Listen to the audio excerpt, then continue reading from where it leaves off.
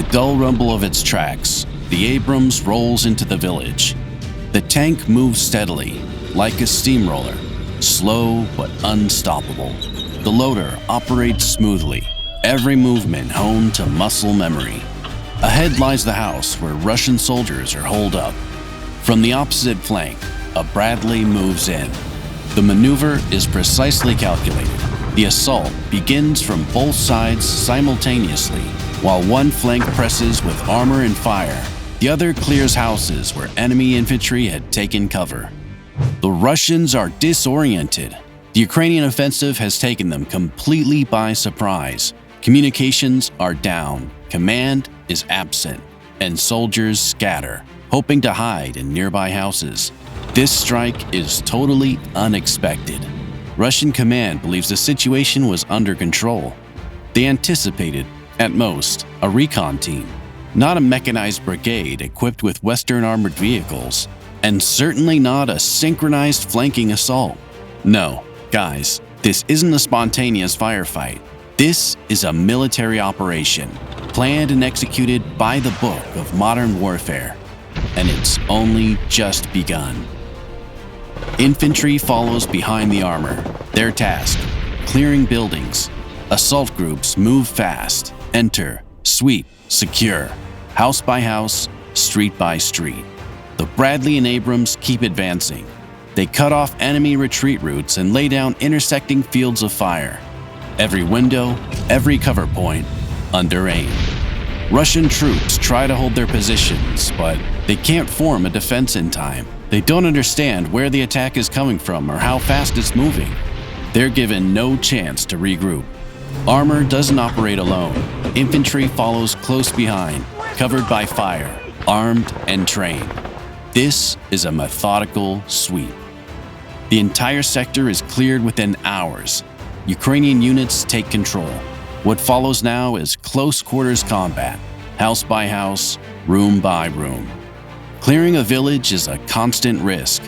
Russian infantry, cut off from command, hides in homes, basements, sheds. Every entrance is a potential ambush. Mines, booby traps, unexploded shells, all left behind after artillery barrages. Who's about to draw fate's lottery ticket?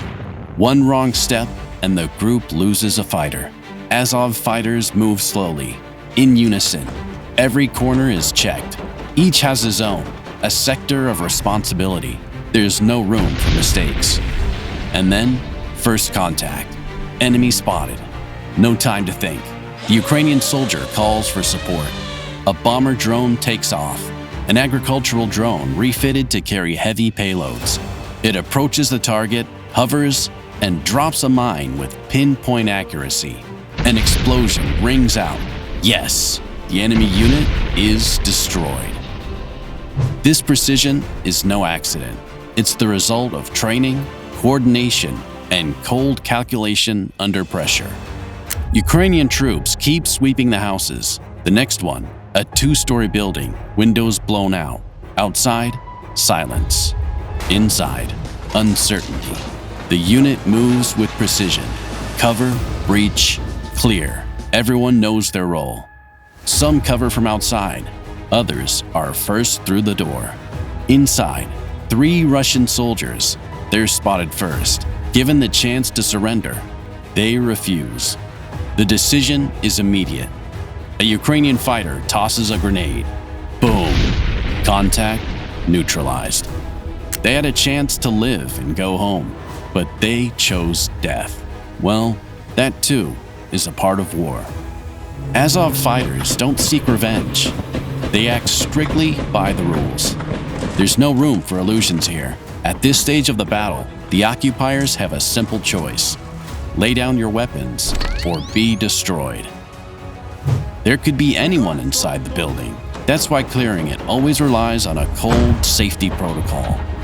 Ahead lies another house, and a suspicion that the enemy is present.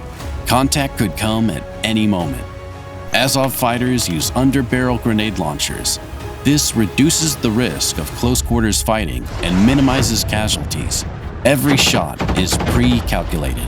Walls shudder from blasts. Room by room, they bring the area under control. But sometimes, you can't stay at a distance. Sometimes, to reach the target, you have to go down, literally. One soldier descends into the basement. It's dark, dusty, and dangerous below. One shot, and a Russian soldier is neutralized. 2 remain. They don't surrender. The basement becomes a trap. But the Ukrainian acts with precision, systematically, without panic. Another threat eliminated. Another Ukrainian house freed from invaders. The basement is cleared. While Ukrainians continue clearing the sector, Russian command scrambles to understand what's happening. A reconnaissance drone takes to the air. It records lost positions, chaos in defense, prisoners. It raises too many questions and offers no answers. Clearly, the Russians realize this isn't a spontaneous raid. It's a systematic operation. Sharp, calculated, deadly. An urgent order arrives. Hold the village at all costs. They dispatch a BMP-3. Special forces ride on its armor. This is elite. They send them into the fire when others can't handle it.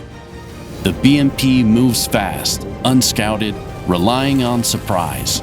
But surprise isn't on their side today. The Ukrainians were ready. As soon as the armored vehicle appears, an FPV drone takes off. It launches a head-on attack. The strike is instant. Armor doesn't save it. The vehicle is obliterated. Special forces wiped out.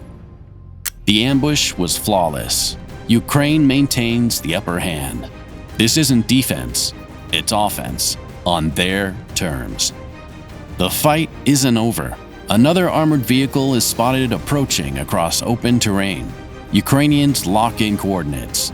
Order given, and another FPV drone ascends. The first strike hits the engine compartment precisely, but the vehicle keeps moving. The crew tries to seek cover in a tree line. From concealment, a grenadier fires. The round hits the grill. The enemy slows, but doesn't stop. The ATGM operator moves into position. A missile smashes right on target. Infantry riding on the armor is eliminated. FPV drones finish the job. One after another, they slam into the hull, turning armor into scrap. The vehicle's anti-drone mesh blocks some attacks, but it only delays the inevitable. The final drone breaches the defense. The combat vehicle is disabled. Crew dead. The tactic worked flawlessly. Ukraine denies the enemy any foothold. Each reinforcement becomes a target, not relief, but a liability. When finesse fails, brute force takes over. Russian artillery starts blind shelling, trying to slow Ukrainian advance. Fire is dense and chaotic, with no distinction between friend or foe. Several Russian units get hit by their own barrage. It's obvious, coordination is non-existent. Command is panicking. One shell hits a building housing Azov fighters. A wall collapses. One soldier is trapped under rubble. They lose contact. Comrades rush in to help. They work swiftly, but carefully. Any misstep could bring down more concrete. One fighter finds a beam and uses it as a lever to lift heavy slabs.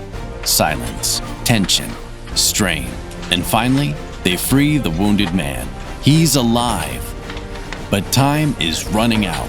If they don't leave now, the next shell will strike them all. The decision is instant. The wounded soldier is loaded into a pickup and driven to the nearest field hospital. He's in serious but stable condition.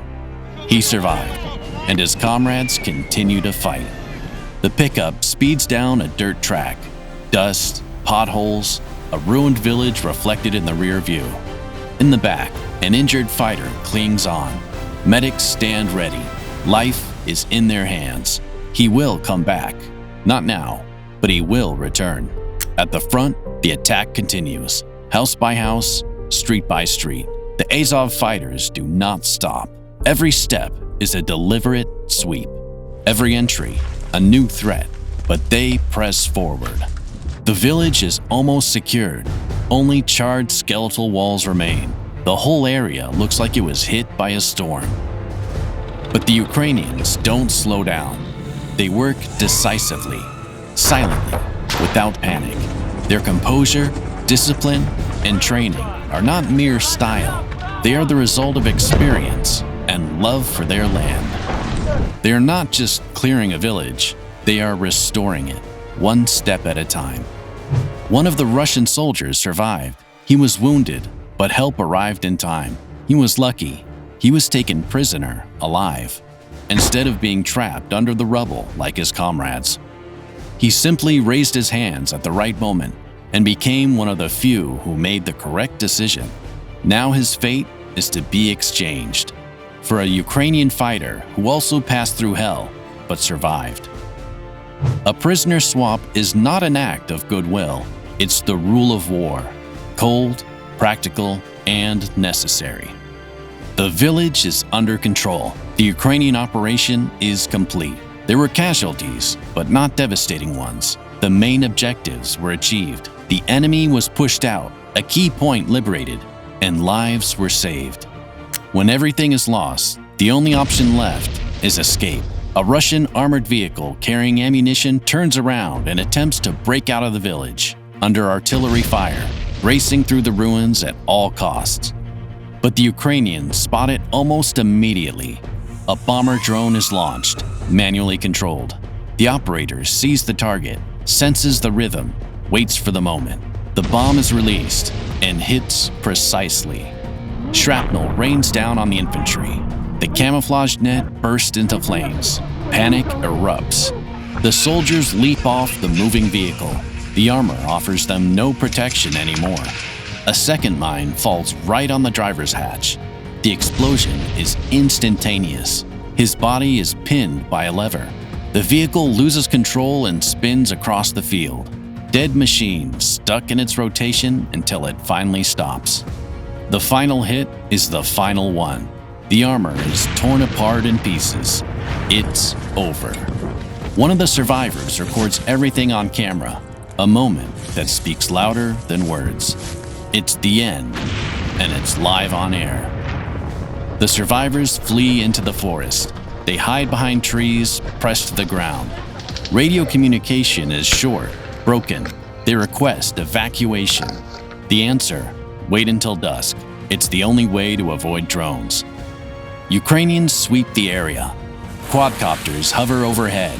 Thermal cameras scan every part. Everything seems deserted, as if no one remains. But the FPV drone operator spots movement. Through leaves, a silhouette of a Russian pickup following a prearranged route, collecting survivors. It all matches: the tactic, the direction, the speed. That's them. Evacuation almost succeeded. Almost. Because they've been spotted. Chance saved them this time. But it's only a delay. Vengeance will find them sooner or later. For the surviving Russians, hell is only beginning. After what they've seen, the idea of returning to the front feels absurd. Frontline means death. It means Ukraine. That is the fate of an occupier. Not heroism or valor, but fear, flight, drones looming in the last seconds before death. Ukrainians don't celebrate victory. They're just doing their job. They can't do otherwise. It's their land, their home, their right to live. Every meter, every battle, every person rescued, that's a step closer to freedom. It's hard. It demands everything. But they have no choice. They are fighting for their country, and that's why they win. The battle is finished. The village is under control. Losses were minimal. Mission accomplished. But this isn't the end. It's only one episode of 1,000. Tomorrow, another fight. More calculations, drones, armor, steps between the craters. This is the job. It's the duty. The Azov fighters press on, silently, composed, with dignity. And behind them stands the whole country.